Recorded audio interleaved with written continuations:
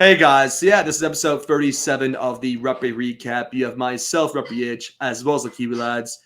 First of all, man, how are you doing?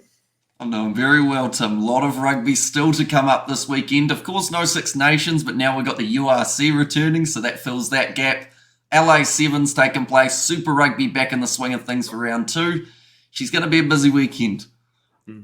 Yeah, no, it's gonna be a good one. Like, just again, it feels weird because we don't have Six Nations this time around, but again, we have that kind of break in between once more, and then we'll get it the following week again. But yeah, no, Super Rugby and the LA Sevens. It's a good weekend for rugby. But we'll dive straight into this. But actually, before we do, make sure guys to like the video, guys, subscribe to our channel, and definitely comment below. We want to see you guys commenting. That'd be greatly appreciated. But yeah, in terms of Super Rugby. It's a big weekend, of course, because all the games are being played within Melbourne because it is the super round of Super Rugby Pacific. Kind of what's your take on the whole thing overall? Because, it's a bit of I'm trying to be nice. It's a very mixed bag kind of in terms of what we've seen in previous kind of years in terms of the super round. Because I think it's happened twice before. I could be wrong, but I think it's only happened 2 times before this one. And both times the attendance for it hasn't been, I guess, the best you could say.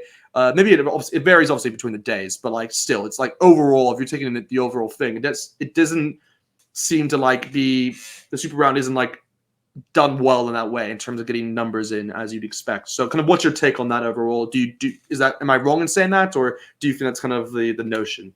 No, I think you hit the nail on the head. Unfortunately, Melbourne, as much as they're trying to push it to try and get them interested in rugby union, just doesn't seem to happen. The good news at the moment for them, of course, is that the NRL, there's only 2 games on for this weekend. So there's going to be some people wanting a bit of sport that maybe they want to go to live. But yeah, the numbers lately just haven't been too good for the Melbourne Rebels, as well as just that super round. There were talks of whether or not maybe could they have done it in Fiji, somewhere like that. It probably would have been a lot trickier in terms of being able to accommodate for so many sides. Yeah. But imagine the atmosphere. I mean, we see what the Fijian Draw supporters bring to a game. Moana Pacifica versus Fijian Draw. One thing I don't like about the fact that it's in Melbourne is that that game is taking place this weekend. I feel like that's one that should have been saved for the Pacific Islands, even though they will play each other twice. I feel like one time in Samoa, one time in Fiji would have been a much better way of doing it. Yeah, no, I agree on that point. That's kind of like the thing where, again, this is obviously the bias thing that comes into it from my point of view. But like where there's times like where if you're the away team in this game, it actually in a weird way kind of benefits you going into this super round because you're not really having that kind of home kind of advantage in that sense going against you. So it's a good thing actually for a lot of those teams. So of course for this year, Blues are playing away technically to the Highlanders, so it kind of helps us in that. But in previous years. So did you hear that? No, not at all. Keep going, Tim. What were you saying? So yeah, no. In previous years, of course, we've seen the Blues, face the Brumbies at home, and that's obviously kind of vice versa. So, but yeah, it's going to be interesting to see how it goes. Again, just a quick rundown over the fixtures. There's Highlanders, Blues, Rebels, Force, Moana Pacifica versus Fiji Dura, Crusaders, Waratahs, Chiefs, Brumbies, and Hurricanes versus Reds. But yeah, but the first one being Highlanders versus Blues. Kind of what's your take on that game? Going off, I guess, what the 2 teams produced going off the first round. Just who do you think is, I don't know, the players to kind of look out in this one? And just, yeah, kind of your prediction for this game in terms of who you think will win. Well, like you said, the Blues not having to head down to Forsyth Bar with the Highlanders have been going pretty decent throughout the early stages of the competition, as well as pre-season. Seems to be somewhere that might be a bit of a fortress, but for the Blues, away from home, kind of, but they aren't really going to feel that same impact as an away game could have. I think that their side's still looking very strong. They've got that addition of Akira Ioane coming back in after his injury. Bryce Heem as well. Caleb Clark, I'll be honest, he was still a little bit quiet in that game up against the Fijian Draw. I feel like I want to see a bit more of him. Same with Mark Talia, to be honest. That's what I was going to say, by the way. I actually think Caleb Clark actually impressed me. I actually think Mark Talia was the one where you expect more for him to actually just take. So he's the one I agree that, yeah, definitely didn't have. He just didn't get much. I don't know. Just didn't get much of the ball really, and kind of just going into spaces and kind of finding those zones. But I thought Caleb Clark had a good game actually. It's just that yeah, Martelea. I'm hoping he sets it up again. It's only the first round we're obviously going off, so it's a very it's a very kind of mini kind of thing we can talk about here. But still, we would like to see Martelea obviously get his hands on the ball more within this second round. But I'm trying to think, is there anyone else that's a change in this one? I think Alpha's also back, if I'm not mistaken. But I know for the Highlanders, I'm trying to think if they've made any changes on their side. I mean, I think the more interesting thing for the Highlanders is the fact that they've got Jacob Ratamaitavuki Nepkins at 15 and Tanielu Talia at number 12 or 13, sorry. So 2 ex-Blues men in the back line. We saw the impact, I believe it was a couple seasons ago, the ex-Crusaders playing for the Highlanders had against the Crusaders. So maybe a little bit of insider knowledge there. Ratamaitavuki Nepkins, of course, struggling for game time when he was at the Blues because Zan Sullivan was one of the players who had that spot. Now he's going to try and prove, hang on, maybe I should have been the one who stayed. He had a very impressive first round. I mean, scoring 2 tries in that. But like you said, it's just unfortunately the Blues were very covered in that position because we had the likes of Bowden Barrett at times. If you needed to, you could play in there. You had Stephen Perifetta. You had Zion Sullivan. You had AJ Lamb. So if you wanted, there's a lot of players who can cover that position. Even Caleb Clark at the end of the day. So it's like. I kind of felt bad for him, but hey, it's good to see him kind of do well in that first opening round. And then again, like you said, Talia as well. He actually had a good preseason. I thought in this game he wasn't against. I'm going off the first round against Mono Pacifica. He wasn't able to make as much of an impact, I thought, because he also got a knock to himself, I believe, in the game. I can't remember what minute, but yeah, hopefully those two can obviously do well. I mean, I thought Flaf Kataba was awesome for them, so he just needs to keep up his, try assist. He could probably get the try assist record for the season. Would not be surprised. But yeah, overall, just a pretty good. This will be a very good matchup. It's like a very good kind of battle, I think, early on in the season. So that'll be a good one. If you could say just one player off the back, who'd be your one to watch? Who would it be for this one? I'd probably end up going with the Blues player, and I think off his current form, or at least the form that we saw in that first game, I think a lot of people will be watching Hoskins Tutu, see how he backs up his last performance. Same with Sullivan in a certain way. I think that those are the 2 guys for the Blues that are the most important to continue that form that they had throughout their first game. And yeah, I'm very curious because normally Satutu, he's a little bit hot and cold. So I want to see some consistency because I think that was something that did take him out of the All Blacks contention was the fact that he was so up and down. Maybe he can finally find it. Exactly. Yeah. No, couldn't agree more. I mean, to be fair, my head was kind of leaning towards Sullivan as well, but I feel like I got to kind of say Highlanders players now. So in that instance, I mean, the ones to watch. I mean, I think Sam Gilbert is he's too good. He's going to control this game. I think Sam Gilbert is the one I just think you got to say. And that try, by the way, I'm not even sure we mentioned it within our review, but that was just insane in terms of a try of the season, early contender. But yeah, I'm going with Sam Gilbert to be kind of like the quarterback in terms of what they'll be able to do in this play. Even Reese Patchell, by the way. You know what? Actually, scratch that. I'm not even going to say Sam Gilbert. Reese Patchell. He's actually the one to watch because I was very impressed by him. Very impressed by him in the opening round. I just thought he just did everything. The simple plays, he just got everything done nicely. His passing was great. So he was really good in that 10 position. So yeah, Reese Patchell is probably the one I'm going to look out for in this one for the Highlanders. But quickly, if you just say you're winning for this, Highlanders Blues? I'm going Blues. Away from home as well. Well, yeah, in Melbourne, but yeah. I'll also go Blues as expected. But yeah, moving on towards the next one, Rebels versus Force, the home team playing in this one, which is really the home team, the Rebels. But yeah, I mean, just starting off with me here, I just think the Rebels. I said this in our review or a review in the first round. The Rebels had so much going for them in that first game against the Brumbies, but they just weren't clinical. So I suspect them to actually go to be the complete opposite in this one. I actually think they're going to learn from their mistakes and actually will get a lot of tries under their belt in this game. Because I also think the Western Force is probably one of the best opponents actually to play. Looking back after the first round because they let a lot of tries against the Hurricanes go past. So I think the Rebels will be able to do the same thing in this one. So I know just saying one's to watch, I'm going Carter Gordon just straight away. He's going to be my one's to watch player for this one for the Rebels, and I will say that I think they'll win in this. So, kind of, what's your take on the game? One's to watch player, and your winner. I think you said it well in terms of if the Rebels aren't able to find a way through a defence that conceded 40 plus points, you've got a problem because, that's a lot of gaps. That's a lot of tries coming against them. But then saying that, it was only the first week. So perhaps maybe the chemistry starts building now. Same for the Rebels. They had a lot of changes. Dalgunu at 12, of course. Then you got Proctor at number 14, or in fact 13, cool. sorry, for this game. Good addition. And Dalgunu back to the wing. So a couple little switches could end up actually benefiting the Rebels here.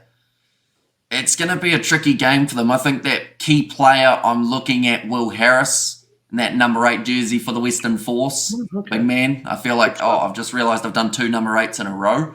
Not for the first time, but no, I'm going to go with Will Harris. I don't know why I'm just roasting myself. I was like, completely incorrect things. but yeah, Will Harris. I think that he's going to be able to power his way forward and perhaps get himself try throughout this contest. And I am going to say, but tell you what, this is actually a little bit trickier to decide who I think is going to win than I thought it would be. Because the first instinct for me was to think that the Melbourne Rebels at home, if there's ever a time to do it, Tim, it's right now. But can they do it, or will they crack under the pressure of 4 people at the stadium watching them? I'm going to say, I'm ahead on the point, so I'm going to say Western Force take this one away from home. Okay, another away win. Fair enough. But but look at their lineup. I don't know if I can do it. that's we'll go with it. It's all set now. It's all said and done. But on to Saturday. In terms of those 2 games, the first one being Moana Pacifica versus Fiji Ndura. Kind of what's your take on this? Like, you kind of already mentioned it before, just in terms of, I guess, like, you kind of wish this game obviously was not played in Melbourne. But these sides, by the way, if you look at both the previous games these 2 sides have played, it's a very, very high scoring game.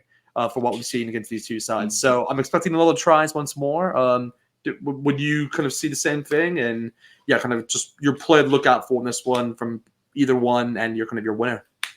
So I think that the Fijian draw, the benefit that they've got here is they've made very limited changes, which is a little bit different to what we saw in that very first game because of those men being on debut. I think Vofi is the only player who has been changed from that starting 15. So I'd like to think that we'll see improvements from what we saw last week. Moana Pacifica, they are quite a capable side. We saw that throughout preseason. Yeah. We saw that in their first game up against the Highlanders. They were probably, with the exception of the Crusaders, I think that you'd say they were the best losing team in terms of the performance that they were able to put on. Just because... at times they really pushed the Highlanders, which I don't think many people expected. Some people thought it would be 15 or so points in favour of the Landers. Yeah. 50 though, Tim. 50. Not 50, but I think I said in my predictor thing. I think the Highlanders will win by 20 or 15 plus. I think it was. I said. So it's like, I definitely got it wrong in that sense, but no, they're a very good side. But if you had to name one player then from this match, who do you kind of look out for? See, I want to see... I was about to say another number 8. I was about to say Meri Derialangi. I want to see him really step up since we didn't see him in their last game. But instead, I'm going to go with Nigel Awong for Moana Pacifica. Good shout. I feel like he showed a lot throughout that first game up against the Landers. And I also just feel like him alongside that backline that they've got with the bus in the midfield alongside Henry Taifu, that's a lot of running meters between those 2. Danny Tawala at fullback, he's got a little bit of chemistry there. So, I'm going to go with Nigel Awong, the player to watch out for. And as a prediction, you know what? I'm going to go bold this round. And I'm going to say Moana Pacifica win this game.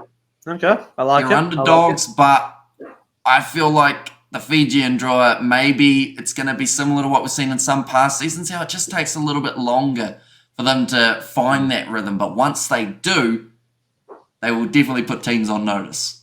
Yeah, no, it's funny you say that because I think when I look at my Once Watch player, I want to say, I really did want to say one from Moana Pacifica, but I'll obviously say one from now, Fiji Dura. I'll say Masi just because I think he's always been a great player for the Fijians whenever he's played in that 13 spot. Even like Volta, like that's a great center pairing right there, Volta and Masi. Again, I don't think they were able to kind of, I guess, break through, you could say, that Blues defense as much as you expect it. But again, that's pretty tough to do when you're going into Moto Pacifica. I think it's gonna be a really good battle because you're gonna go against the likes of what Julian Sevilla and who's the number is it 12 or 13? Who's the other? Who's Henry Taifu at 13. Henry Taifu, yeah. And he you're gonna have to remind me here because I know he played Super Rugby for another. Was he part of this is where my knowledge is gonna go a bit off the rack here. Was he part of the Brumbies or he was at the Force and just the Force?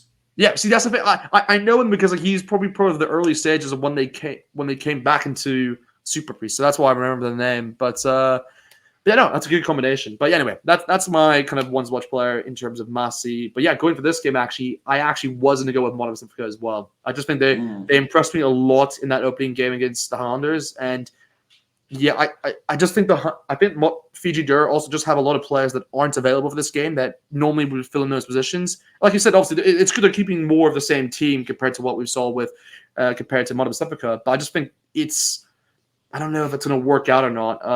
Again, we could be both wrong here, but I feel like Mono Pacifica could do it. So I'm going to also back them in that sense. But in terms of the other game for this week, for that day, we do have Crusaders versus Waratahs.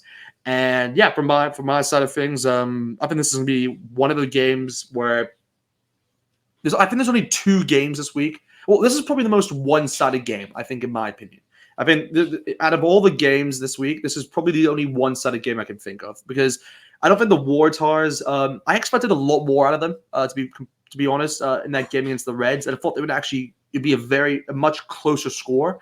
But at the same time, of course, they kind of they kind of what's the word? They kind of just shoot themselves. They kind of shot their foot really in a way because they kind of conceded so many penalties in that kind of opening round, and that just silly mistakes at the same time. It just kind of allowed the Reds to kind of just get a lot of more points on the board in the second half. So I think the Crusaders definitely have the capability to do this. I mean, going off that, like you said, it was still a very impressive performance from the Crusaders against the Chiefs away, and I think they'll be able to get the job done here in Melbourne. So yeah, I'm definitely gonna go. I mean, just say my team going off the back. It's definitely Crusaders in my mind.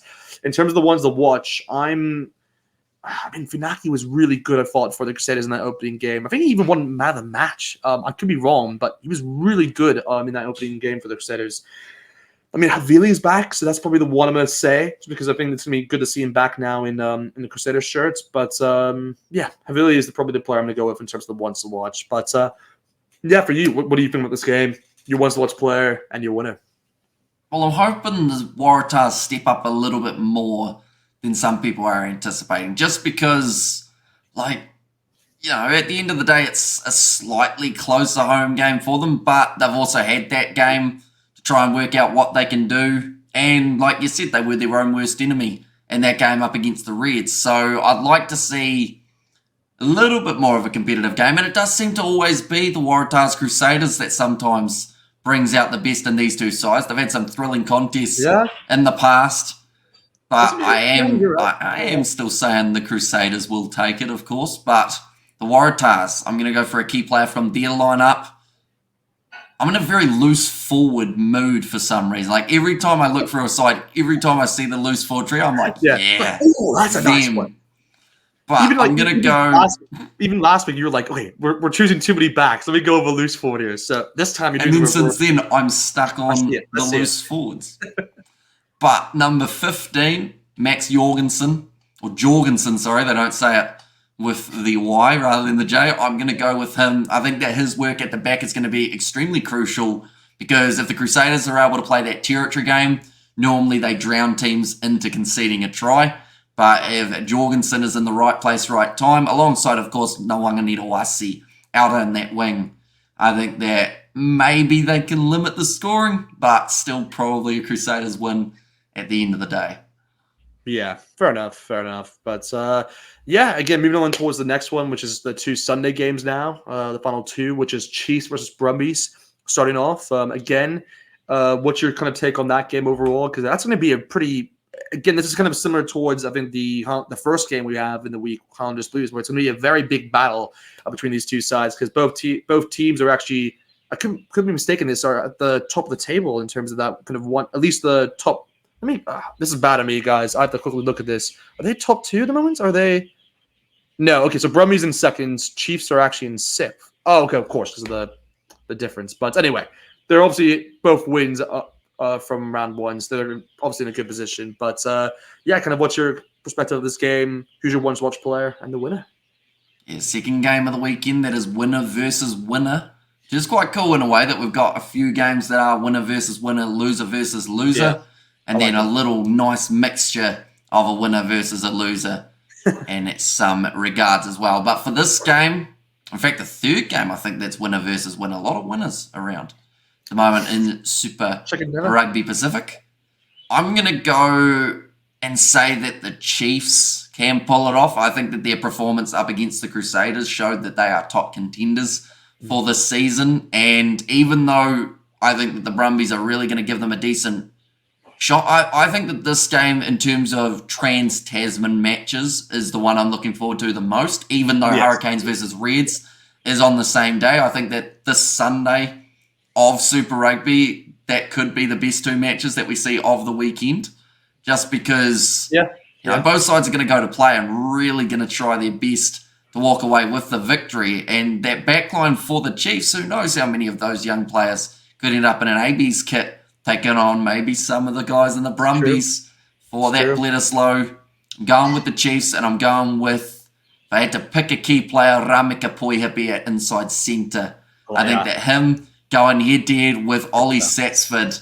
Going to be interesting because, I mean, Ollie Satsford, of course, has been a Hawke's Bay boy before, playing for the Magpies. Really? Those guys have crossed paths. Yeah, he has been a part of... He's actually had a Ranfurly Shield under his belt as well at one point. Ollie Satsford. I don't know what that is, but... You don't know what the Ranfurly Shield is. Unfortunately, I am not aware of that shield. That makes me very sad. I'm sorry, I can understand why, because I mean it's a New Zealand thing, but so yeah, he's had the Ranfurly Shield, which is kind of a prestigious club level shield in New Zealand, been around for a long time. But yeah, gosh, my bad, guys. Fact. My bad. No, it's okay. It's okay. But now that you know, of course, you'll never forget it. So Ollie Satsford. Going head-to-head with TheRugbyRecapYT, I think that he's going to have a very solid performance. And in terms of that game, you're saying Chiefs. Is that correct? To win that one? That's correct. Okay.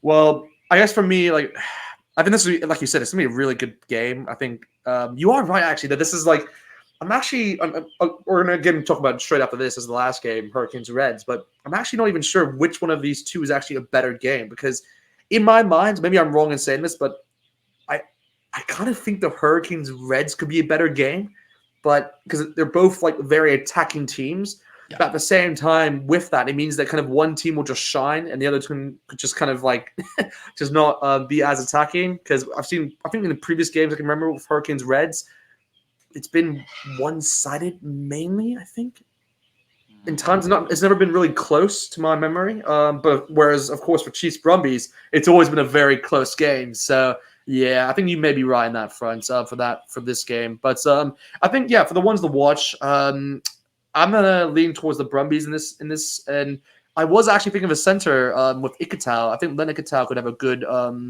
a good game. Again, he's not actually facing Quintapa in this one because I think he's been rested if I'm not mistaken. So he'll be going against the likes of Puhipi or Aslanda Brown. But yeah, it'll be a good battle, I think, in that center combination. But even the battle of the tens, to be fair, Noah LaSalle versus McKenzie, that could be arguably the battle we see in the Bledisloe. You never know. But yeah, it'll be a good game. This is gonna be a really good game, actually. The more I think about it, but I'm actually going. My head is actually favoring towards the Brumbies in this one, actually.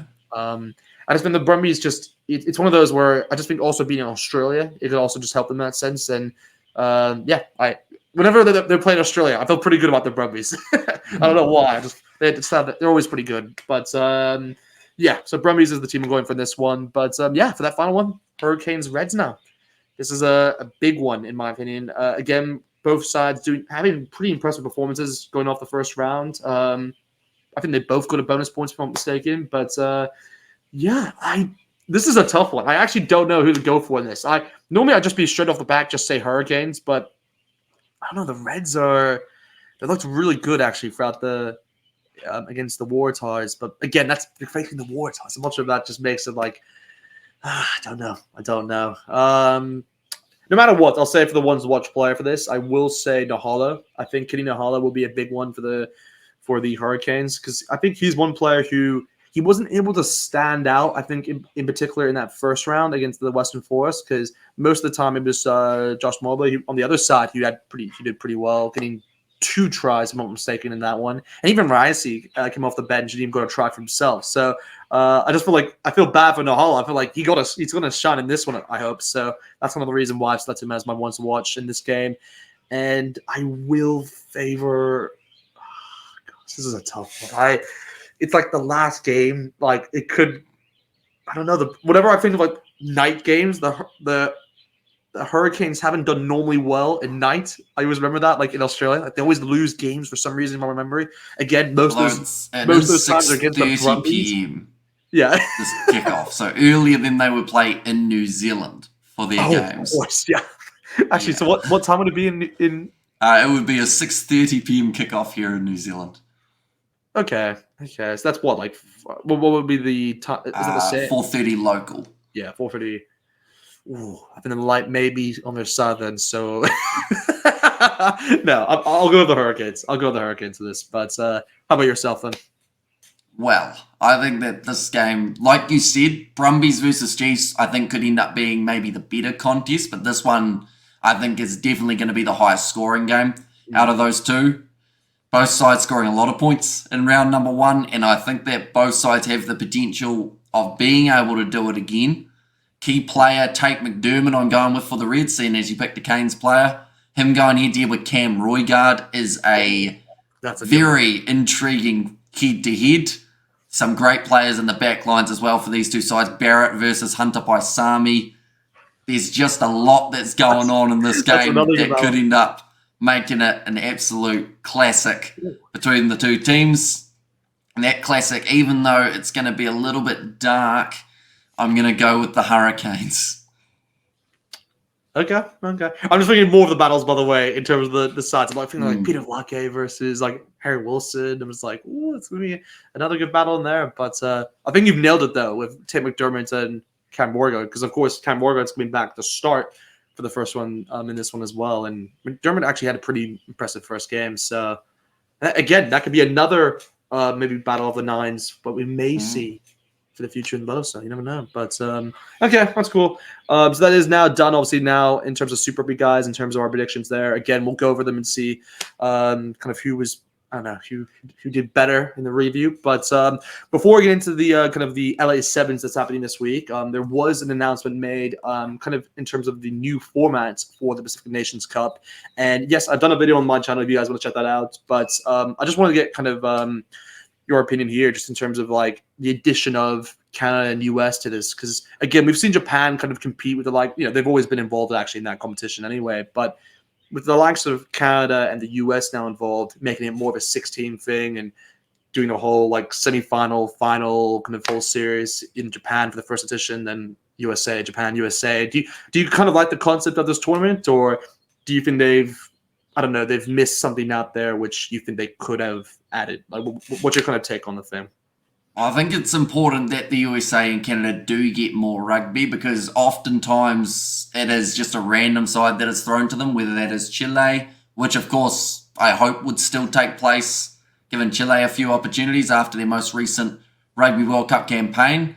Pacific Nations Cup may need a name change, because I don't know how Pacific Nations, Canada and America are. Yeah, it's like, but I'm trying to think of a way I could make it somehow like Pacific, Pacific Ocean. It's just a Nations Cup, isn't it? It's just kind of like, it's almost, well, it is a Six Nations Cup, but you can't call it that because they've already got a Six Nations. But yeah, I think that I'm intrigued to see how it works. I hope that it does give all of these sides a lot more rugby. and it gives them opposition that they haven't faced too often, just to really test out how those sides that are ranked outside of that top 10 match up with each other. Of course, a lot of the sides inside of that 10 to 20 mark. So it could be a bit of reshuffling that happens overall. And yeah, hopefully, like time zone wise, I don't think it's too bad in terms of American games and Canadian games. For us here in New Zealand anyway, that's normally early afternoon kind of region, maybe morning. So that will work quite well. And hopefully they can just get some good support behind the competition. And, you know, it's taking place in August, which means we still get July internationals, hopefully, for these sides. Exactly. Playing up against hopefully someone other than each other then in that case, or else then it's kind of like a bit of a... I'm trying to think. Has it not been announced yet? Because I know Fiji's... I mean, the only game I know that is Fiji's playing, obviously, New Zealand and San Diego. But besides that, I can't think of another game that's been announced from... You are right, like from these teams. Like, has Japan announced who they're playing? They don't... I mean, I suspect that Japan is playing someone... Oh, who have they got? I don't know why. I thought that they had Wales for some reason. No. Wales is playing... I mean, this is where obviously I could be wrong. I know Wales is playing the Wallabies for at least 2 matches. And then the Wallabies played Georgia, if I'm not mistaken, in 1. Springboks are playing Ireland in 2. Oh, yeah, England. England on the 22nd of June. Oh, so there it is, England. Okay. So yeah. That's the only game... Yeah, I think that's the only game they've actually got announced. That's announced so far. Okay. Interesting. Yeah, again, like we'll obviously know more closer to the time, but because I think no matter what, they'll obviously have that game against the Japanese. They always do within October, kind of the whole partnership that the two kind of international sides have. So that should be in. I mean, I suspect will be before the autumn internationals, somewhere around there. But okay, they've actually also got Georgia and Italy. I've just done a little bit more research and found. Okay.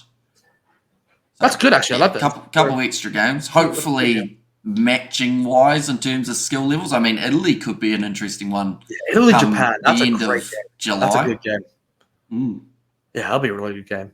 But anyway, it's a good competition overall. I think this is also a positive thing for rugby in general. Just kind of giving more minutes, obviously, towards the tier 1 kind of / tier 2 nations in this competition.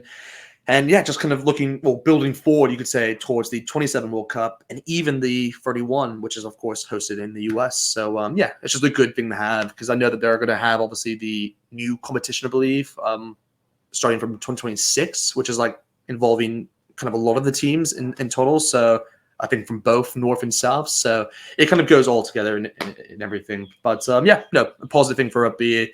And yeah, looking forward to see what happens in August. But again, going on towards the last thing that we'll have on this weekend, which is the LA Sevens. Again, we were lucky and fortunate to have the Vancouver Sevens last week, but now we're turning our heads towards LA this time. And yeah, this should be a pretty good one. I mean, I'll quickly just go over the groups and then I'll just get your take on the whole thing.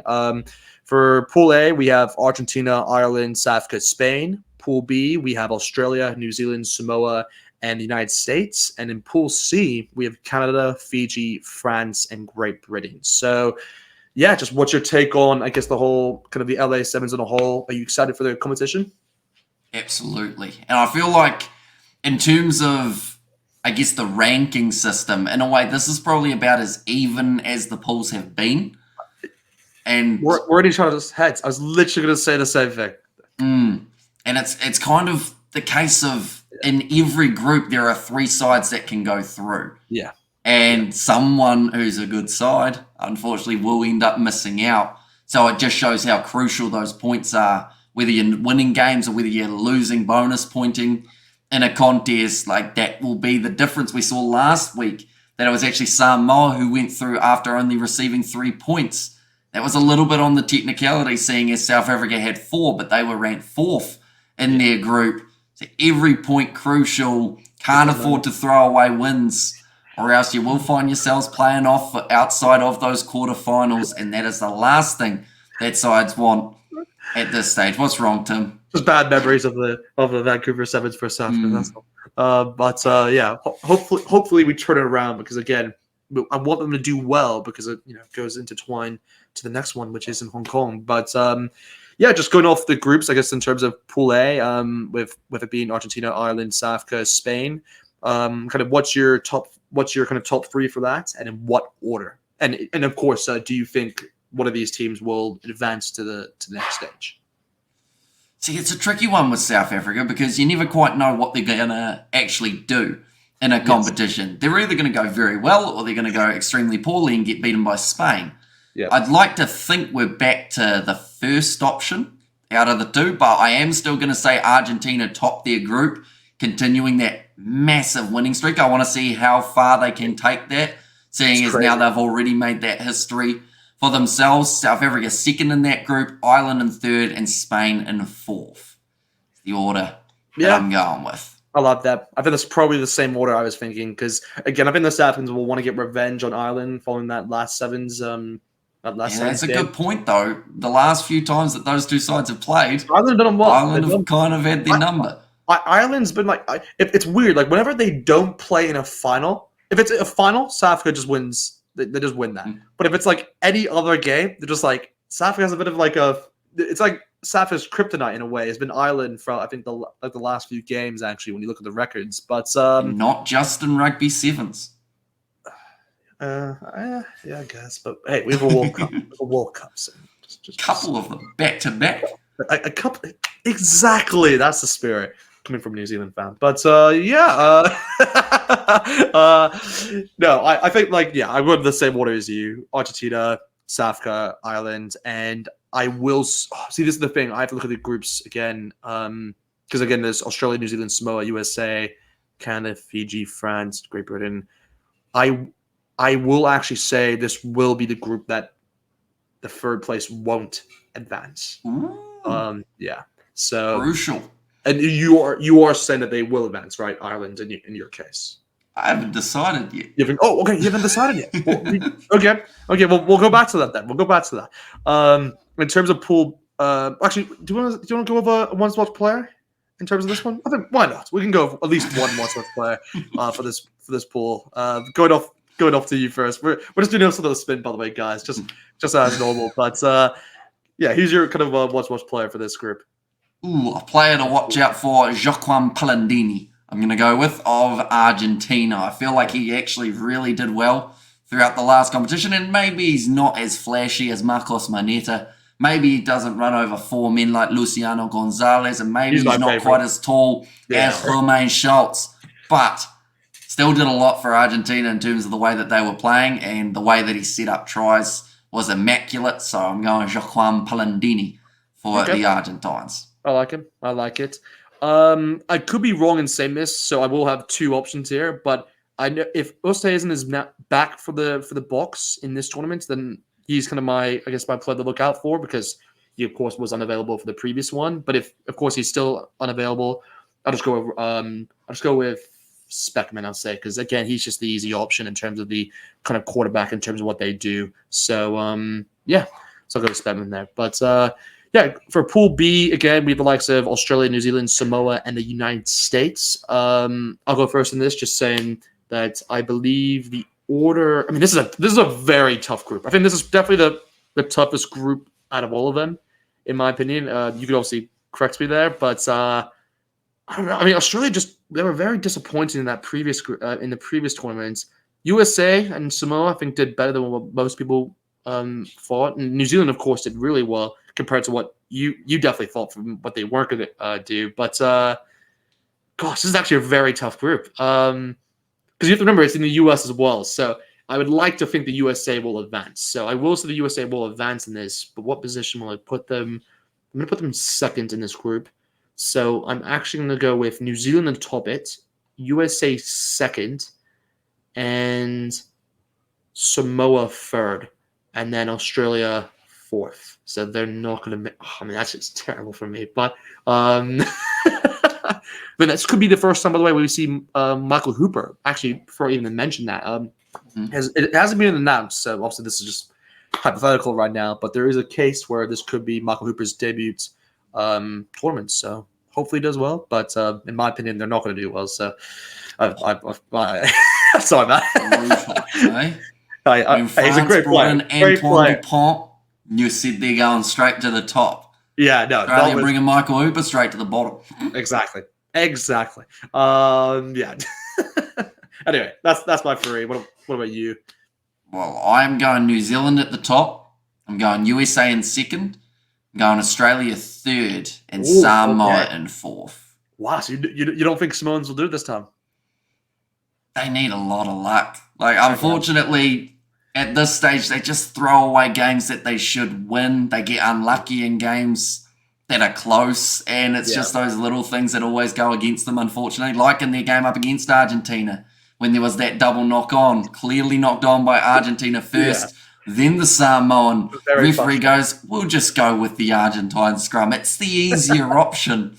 And then 50 seconds later, after hanging on to possession, Argentina kick the ball into touch and send Samoa home. So they just don't get the little decisions going their way, unfortunately, and it always seems to be them. So I'm going to go with them in fourth, unfortunately, not from lack of trying, I will say, though. I feel like Samoa, I hope that they really can prove a lot of people wrong. I'd love to see them get in the top two and qualify for those quarterfinals guaranteed rather than having to rely on the results of other ones.